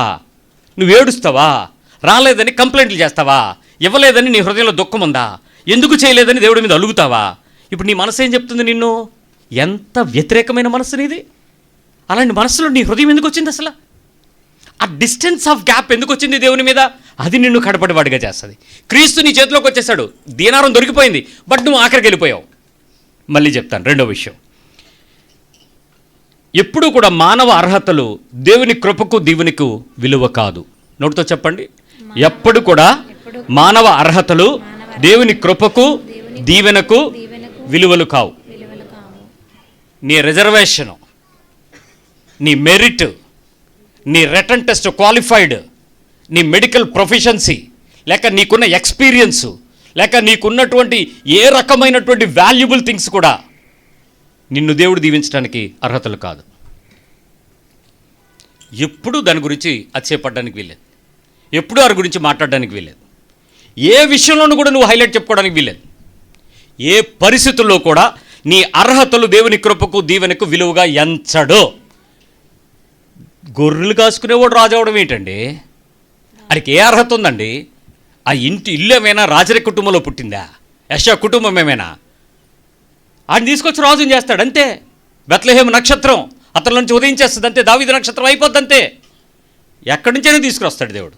కానీ విచిత్రం ఏంటంటే, నాకున్న అర్హత, నాకున్న చదువు, నాకున్న విలువ, నాకున్న గొప్ప, నాకున్న నేను అదే చెప్తున్నాను, బాబు నీకు ఎన్నో ఉన్నాయి, కానీ నువ్వు దేవుల్లో ఉండాల్సిన స్థాయికి రాకుండా నీ జీవితంలో నువ్వు ఆఖరి వాడివే, కడపటి వాడివే. తెలియకుండా వెనక్కి లాక్కుంటావు. యవ్వన పిల్లలారా, భవిష్యత్తులో మీ జీవితంలో దేవుడు ఉన్నతమైన పదవుల్లో పెడతాడు. రాజులను ఏలే పదవుల్లోకి పెడతాడు. శాసనాలు చేసే ప్రదేశంలో మీరు ఉంటారు. ఉన్నతమైన పరిస్థితుల్లో ప్రజలందరినీ గైడ్ చేయాల్సినటువంటి దిక్సూచిలా మీరు మారతారు. కానీ ఆ రోజు నువ్వు చెప్పాలి, ఇది నా అర్హత కాదు, నా దేవుని ఆ దీవెన, ఇది నాది కాదు. You should never say this is my credit. నీ అర్హతల గురించి నువ్వు మాట్లాడితే ప్రభు అసలు పక్కకు పెట్టేసి నీకు ఇవ్వాలనుకుంటే ఎలాగైనా చేస్తాడు, శాసనాలు మార్చేస్తాడు. నెంబర్ 3, ఒక వ్యక్తి యొక్క ఉద్యోగం కానీ, జీతం కానీ, పలుకుబడి కానీ దేవుని ఎంపికకు అర్హత కాదు. చెప్పండి. ఒక వ్యక్తి యొక్క ఉద్యోగం కానీ, జీతం కానీ, పలుకుబడి కానీ దేవుని ఎంపికకు అర్హత కాదు. దేవుని ఎంపికకు ఇవేవి కూడా క్వాలిఫికేషన్స్, నీవు చెప్పుకునేటువంటి క్వాలిఫికేషన్స్ గాడ్ చూస్ చేసుకోవడానికి ఏ అవసరం ఆయనకి లేదు, ఏ అవసరం లేదు. కానీ నీ బలహీనత నువ్వు కడపటి వాడువో కాదో నేను రుజువు చేస్తాను ఒక్క నిమిషంలో. ఇక్కడ ఒక కలెక్టర్ గారు ఉన్నారు. ఆయన వచ్చి మీకు ఏదైనా చెప్తాను, మీకు ఏదైనా చేస్తాను అంటే మీరు ఎలా ఫీల్ అవుతారు? ఒక ఆటో డ్రైవర్ ఉన్నాడు. అతను వచ్చి మాట్లాడతానంటే మీరు ఎలా ఫీల్ అవుతారు? ఇద్దరు ఎవరిని మీరు ఎక్కువ రిసీవ్ చేసుకుంటారు చెప్పండి? ఏముంది, కలెక్టర్ గారు ఎవరు ఏంటి ఎక్కువ ఏంటి అంటే నీ మనస్సులో ఏం చెప్తుంది? ఎవరికి ఎక్కువ విలువ పెంచుకోమని చెప్తుంది మనసు? కలెక్టర్ గారిని ఎక్కువగా చూడమని చెప్తుంది. ఆటో డ్రైవర్ని ఎందుకు తక్కువ చూడమని చెప్తుంది? ఆయన ప్రొఫెషన్, అంతేనా? ఆయన పరిస్థితిని బట్టి. ఒక్క నిమిషం ఆలోచిద్దాం.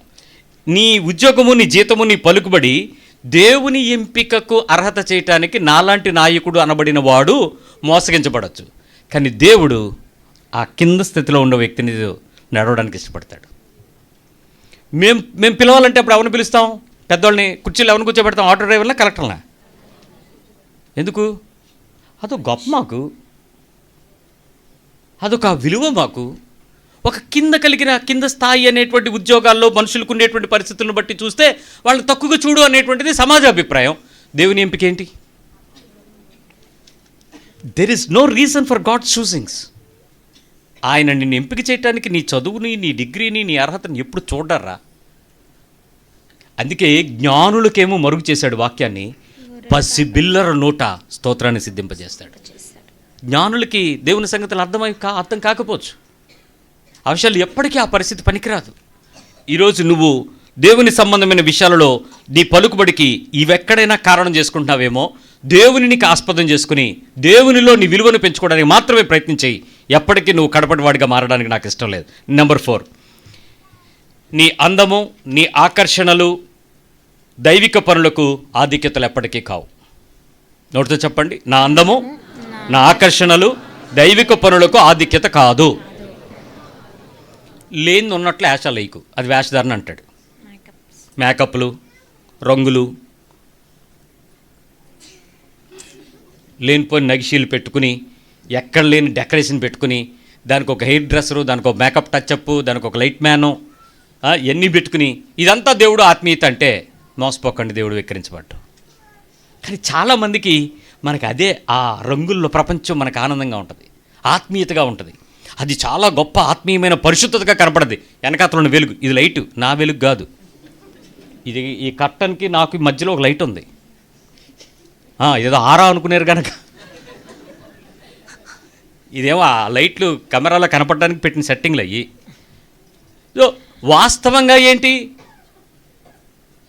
నిన్న ఎవరైనా కలిస్తే, ఎవరైనా వచ్చి మాట్లాడితే, బ్రదర్ మిమ్మల్ని మేము డైరెక్ట్గా చూడడం ఫస్ట్ టైం అని అంటే, మీరు ఇండైరెక్ట్గా చూసినప్పుడు ఇప్పుడు నాలో ఏమైనా మార్పు ఉందని అడుగుతాను. నన్ను కలిసిన వాళ్ళు ఎవరైనా నన్ను సెకండ్ ఇచ్చిన వెంటనే ఫస్ట్ అడిగేది అదే. గుర్తు చేసుకోండి, నేనేం మాట్లాడాను మీతో. మీరు ఇంతకు మునుపు టీవీలో చూసినా, ఫోన్లో చూసినా, అప్పుడు మీ ముందున్న నేను ఒకేలా కనపడుతున్నానా లేదా? ఏమైనా మోసం ఉంటే ఇప్పుడు నాకు చెప్పండి. నా వేషం కానీ, నా భాష కానీ, నా బ్రతుకు కానీ రెండో రకమైనటువంటి దేవుని అర్హతగా నేను ఎప్పుడు భావించకూడదు. దేవుని కృపను బట్టి ఎంపిక చేయబడ్డానన్న దీనత్వం నా హృదయంలో ఉండాలి. కానీ చాలామందికి ఈ అందం మీద పిచ్చి, సౌందర్యం మీద మోసం, ఆత్మీయతలో కవర్ చేసుకోవడానికి ఉపయోగిస్తున్నామేమో కదా. అలాంటి చార్మింగ్ మనకి స్పిరిచువాలిటీలా కనబడుతుందేమో కదా. అలా అందంగా ఉన్నోళ్ళు చెప్తే మనకి ఇంకా బాగా ఎక్కుద్దేమో కదా. ఎక్కుద్ది ఆ లైట్లు ఎక్కువ పెడితే. నెంబర్ 5, నీ మేధస్సు, నీ తెలివితో ఆత్మీయతను పొందలేవు. Your intellectuality and your education are your నీ తెలివితేటలు, నీ నాలెడ్జెస్ ఏవి కూడా దేవుని యొక్క ఆత్మీయతను పొందడానికి అర్హతలు కాదు. ఏ విషయంలో కూడా అర్హత కాదు. Maybe you are good at some subject. నీ ఒక ఎంప్లాయ్ ప్రొఫెషన్సీలో, ఒక ఇంజనీరింగ్లోనో, ఒక డిప్లొమాలోనో, ఒక డాక్టరేట్లోనో somewhere you are so good, no doubt. నువ్వు హైలీ ఇంటలెక్చువల్గా ఉండేటువంటి ఒక సైంటిస్ట్ అవ్వచ్చు, ఒక డాక్టర్ అవ్వచ్చు, ఒక highly professionally you are specific with something. కానీ దేవుని ఆత్మీయతను పొందడానికి అవేవి నీ అర్హతలు కాదు. స్పిరిట్ యొక్క అభిషేకం, దేవుని ఆత్మ యొక్క అభిషేకం పొందడానికి నీ క్వాలిఫికేషన్ ఎప్పటికీ అర్హత కాదు. గుర్తుపెట్టుకో. నీ మనస్సుతో నువ్వు చెప్పాలి, అయ్యా ఈ చదువును బట్టి కానీ, ఈ సర్టిఫికెట్స్ని బట్టి కానీ, ఈ డిగ్రీ డిప్లొమాలను బట్టి కానీ, నేను సంపాదించుకున్నటువంటి నా ఈ భౌతికమైన స్థితిని బట్టి కానీ నువ్వు నన్ను ఎంపిక చేయలేదని నాకు తెలుసు. కానీ నీ దయలో నన్ను జ్ఞాపకం చేసుకున్నావు కదా, చాలు ప్రభువా. Not by this merits. ఏ రోజు నీ హృదయంలో అవి పొందుకుంటున్న వాటిని బట్టి నీ మనసు ఉవ్విళ్ళో ఊరనివ్వకు, పొందుకోవడానికి ప్రయత్నం చేయకు, అధికంగా జ్ఞానం సంపాదించుకోవడం తిప్పలు పడకన్నాడు. కాబట్టి పడకో, చదువుకోవద్దనలా. ఉన్నతమైన పదవులు, ఉన్నతమైన చదువులు ఎంతైనా చదువుకో, కానీ వాటి వెనక ఆత్మీయతను పొందటానికి వాటిని నువ్వు ఎక్కడైనా అర్హతలు అనుకుంటావేమో రాదు, కాదు. నెంబర్ 6, నీ డిగ్రీలు, నీ చదువులు, నీ అర్హతలు వాక్యానుసారమైన జీవితానికి ఆటంకాలు కావచ్చు. జాగ్రత్తగా బతుకు. All your degrees and diplomas, or your education qualifications, or your intellectual knowledges, the certificates, ఇలాంటి చాలా విషయాలు మీరు కొన్ని ప్రదేశాలలో వాక్యానుసారము జీవించడానికి ఇవి నిన్ను ఆటంకపరుస్తాయి. వాటిని పొందుకోవద్దని కాదు నేను చెప్పేది. అవి పెరిగినప్పుడు వాటిని లక్ష్యం ఉంచుకో, అప్పుడు దేవుడు నిన్ను హెచ్చిస్తాడు. వాటిని నిజమైనటువంటి జ్ఞానము సంపాదించుకున్నవాడు, చదువు సంపాదించుకున్నవాడు, వాడు సంస్కారం కలిగి ఉంటాడు. సంస్కారం లేనివాడు ఏం కలిగి ఉంటాడు? ఉప్పు కారం కలిగి ఉంటాడు. ఆ మనిషిని చూడంగానే ఆడికి ఎంత అహంకారమో బయట కనపడుద్ది. సో ఆ అహంకారాన్ని దాటి సంస్కారవంతులుగా చెయ్యగలిగినటువంటి చదువు లేక ఆ జ్ఞానము లోక సంబంధంగా ఏ విషయంలోనైనా నీవు దేవుని దగ్గర నుంచి వాక్యానుసారమైన జీవించడానికి అవి నిన్ను బ్లాక్ చేస్తున్నాయేమో చెక్ చేసుకో. అంటే అందరికీనా కొందరికా అది నేను చెప్పలేను, బట్ మెజారిటీగా నేను చూశాను కాబట్టి ఆ విషయాలు నేను చెప్పగలను. చాలా జాగ్రత్త. అలాంటి పరిస్థితుల్లో నీ మేధస్థాయికి తగినట్లుగా వాక్యానికి వ్యతిరేకంగా ఎప్పుడు చేయకు. నువ్వు పౌరుషంగా ఉండు. నీ కొరకు ఒక అద్భుతాన్ని చేయగలడు దేవుడు. ఆ విషయంలో నీ అధికారి నీ పట్ల దయ కలిగించేలా చేస్తాడు దేవుడు. కానీ నువ్వు నా జీవితానికి ఇది ఆటంకం కలుగుతుంది, దేవుడిని వెనక్కి పెట్టుకో, దేవుడిని పుష్ చేయకు. నువ్వు కొంచెం సైడ్ అవ్వు ప్రభా, నువ్వు హైడ్ అయ్యి ప్రభా అనకో. దేవుని కొరకు నువ్వు ఏదైనా సాహసం చేయడానికి ట్రై చేయి. నీ అధికారికి నీ మీద దయపడుతుంది. నీ పరిస్థితులన్నీ ఆయన అధీనంలో తీసుకుంటాడు. అక్కడ ఒక కొత్త నాయకుడు వస్తాడు, మరో కొత్త శాసనం పుట్టచ్చు. బట్ సంథింగ్ విల్ హ్యాపెన్ దేవుని కొరకు నువ్వు నిలబడితే. అంతేగాని నాకు మరి ఒకసారి ఇలాగే ప్రార్థన చేయడానికి ఒక ఆయన పిలిచి, కలెక్టర్ గారే పిలిచి, పాస్టర్ గారు రండి అన్నాడు. అంతమంది ముందు పిలిచి ప్రార్థన చేయండి అన్నాడు. నేను భయపడ్డాను. అది పబ్లిక్ గవర్నమెంట్ ప్రోగ్రాంలో అందరూ అక్కడ ఉండేటప్పుడు యూజువల్గా శంకుస్థాపన చేసేటప్పుడు ఏం చేస్తారు వాళ్ళు? అవి చేయిస్తారు. ఈయన క్రిస్టియన్, ఈయన పాస్టర్ గారు మీరు ప్రార్థన చేయండి అన్నాడు. నేను ఒక నిమిషం, అయ్యగారు అందరూ అక్కడేమో పంతులు గారి నుంచి ఉన్నాడు, వీళ్ళందరూ వెయిట్ చేస్తున్నారండి అని అంటే అన్నాడు, వాళ్ళ ఫెయిత్ వాళ్ళ దేవుడు, నా ఫెయిత్ నా దేవుడు, మీరున్నారు రండి ప్రార్థన చేయండి అన్నాడు. ఇంక మనం తగ్గం. ఏ అవకాశం ఇచ్చాడు దేవుడు, ఇంకెందుకు వదిలేయాలని చెప్పి వాళ్ళందరి ముందు వాక్యం తెలిసి దేవుడు భూమి ఆకాశంలో తయారు చేశాడని మొదలెట్టి అసలు ఆ కన్నం ఎందుకు కొట్టాలో చెప్పి అక్కడ ఏం జరిగించాలో దాని గురించి మాట్లాడి యేసు నామమున ఈ కార్యమును స్థిరపరుస్తున్నందుకు వందనాలని చెప్పి ప్రార్థన చేసి అక్కడ ఆమేన్ అని చెప్పాను. అప్పుడు ఆయన అన్నాడు, ఆ అయ్యగారి పని అయిపోయిన తర్వాత మన పని చేసుకుందాం అంటున్నాడు. ఏమైనా చేసుకో, నా పని అయిపోయింది, పదని మనం వెళ్ళిపోదాం అన్నాడు. ఆయన వెళ్ళి పక్కన కూర్చున్నాం. వాళ్ళు ఏదో కొబ్బరికాయ కొట్టారు. అప్పుడు ఒక ఆయన వచ్చి అంటున్నాడు, ఇన్ని సంవత్సరాల్లో ఏ కలెక్టర్ గారు చేయలేని పని మీరు చేయించారండి అన్నాడు. ఏం తప్పు చేశానా అన్నాడు ఆయన.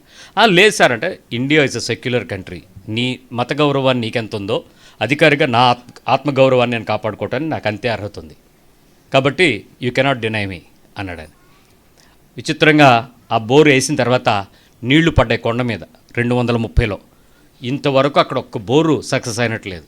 ఫస్ట్ టైం అక్కడ సక్సెస్ అయింది. అప్పుడు ఆ పంతులు వచ్చి అన్నాడు, మీ దేవుడు ఉన్నాడండి.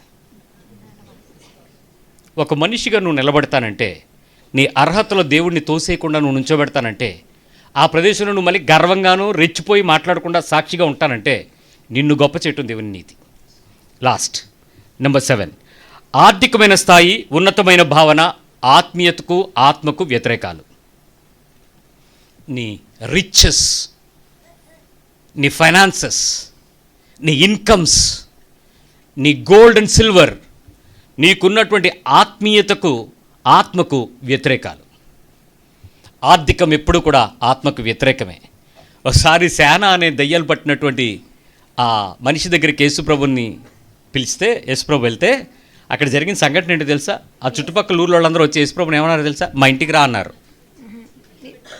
మా ఇంటికి రా అన్నారా? పట్టణాన్ని విడిచిపెట్టి వెళ్ళి మమ్మల్ని ఈ పట్టణాన్ని వదిలేసి వెళ్ళిపోరా బాబు అన్నారు. నువ్వు రాకు, నువ్వు వస్తే పందులు చచ్చిపోయాయి, ఒక్కొక్క పంది కనీసం 10,000 వేసుకున్నా 2,000 పోయినాయి, అంటే కోట్లు పోయినాయి. నువ్వు లోపల రావడం కాదు, జక్క ఇంట్లో మూటలు బయటికి వెళ్ళినాయి, అలాగే మా దగ్గర పందులు బయటికి పోయినాయి, నువ్వు లోపలికి వస్తే మాకు చాలా నష్టం, నువ్వు పో, ఈ పట్టణం వదిలి పో అన్నారు. యేసుప్రభుని వద్దన్నారు. నేను ఈ విషయాన్ని పందులోళ్ళ దగ్గరనో జక్క ఇంట్లోనే కాదు, చాలామంది క్రైస్తవులలో చూశాను. డబ్బులు వస్తాయి అని అంటే యేసుప్రభుని కూడా పో అంటారు, డబ్బు కోసం, ఆ తుచ్చమైన వాటి కోసం. కానీ బైబిల్ చెప్తుంది, నీ ఆర్థిక స్థాయి, ఆత్మీయ ఆ ఉన్నతమైన భావనలు ఆత్మకు ఆత్మీయతకు ఎప్పుడు కూడా ఆపోజిషన్స్. ఇప్పుడు నేను మీకు 2 పార్ట్లు చెప్పాను. మొదట 7 ఏమో నీ ఆత్మీయ జీవితంలో నువ్వు చేయాల్సినటువంటి పనులు, రెండవ 7 ఏమో ఏవి నీకు ఫైట్ చేసి నిన్ను వెనక్కి తీసుకెళ్తాయి అని చెప్పాను. ఇప్పుడు ఈ రెండింటికి మధ్యలో నీ ఆత్మీయ మనసు ముందు నడువు అని చెప్పుద్దా, పర్వాలేదు కొంచెం సైడ్గా ఉండని చెప్పుద్దా? ఇప్పుడు మనందరం చర్చిలోనే ఉన్నాం, ముందు వెనక ఏముందలే అన్నట్టే ఉంటుంది. కానీ ప్రభు వచ్చి పేరు పెట్టి పిలిచేటప్పుడు ఏమంటాడు? ఒక్కొక్కరిని పిలిచి, అవునా, okay okay, you know my name, right, వెనకెళ్ళి. అప్పుడు నువ్వు వచ్చి అంటే, నేను యు నో మై నేమ్ కాదు lord, Jesus, you know your name is Jesus అని నువ్వు అన్నావు అనుకో, I know my name is Jesus, you go back, నువ్వు ఎవడో నాకు తెలియదు, పో బయటికి. అంటే ఆయనకి నీ పేరు తెలిసినా, నువ్వు ఆయన పేరు చెప్పినా, కానీ నీకు ఆయనకి ఉన్న సంబంధం విలువైంది సుమి. సంబంధం నీకు నిన్ను ముందుకి వెనక్కి తీసుకొస్తుందే. అందరూ జీతాలు పట్టుకున్నారు, అందరి దగ్గర రూపాయి ఉంది, అందరి దగ్గర దేనారం క్రీస్తే పట్టుకున్నారు, అందరికీ క్రీస్తున్నారు. కానీ ప్రభు అంటాడు, నువ్వు ఎవడో నాకు తెలియదు అంటాడు. ప్రభు ప్రభు అని పిలిచేవాడు అందరూ నా దగ్గర రా అంటున్నాడు, యోధ అక్కడ లేడు. ఇప్పుడు మన సంగతి ఏంటి? ఆయనతో తిని, ఆయనతో తిరిగి, ఆయన ఉన్నాడని, ఆయన అన్నాడని, ఆయన చేస్తున్నాడని, చెబుతున్నాడని, పాటలు, మాటలు, ప్రార్థనలు, ఉపవాసాలు మామూలుగా లేదు. ఈ 40 రోజుల భక్తి, గుడ్ ఫ్రైడే రోజు ఎండ్. ఆయన ఏమన్నాడు మరి? లాస్ట్ వర్డ్ ఏంటి? అక్కడితో అయిపోయింది నీది కూడా. ఈ సంవత్సరానికి ఇది సమాప్తం. నెక్స్ట్ ఇయర్ చూసుకుందాం. Praise the lord. ఇప్పుడు ప్రభు నిన్ను ఏమంటాడు? మొదట కడప, కడపటియా మొదటియా.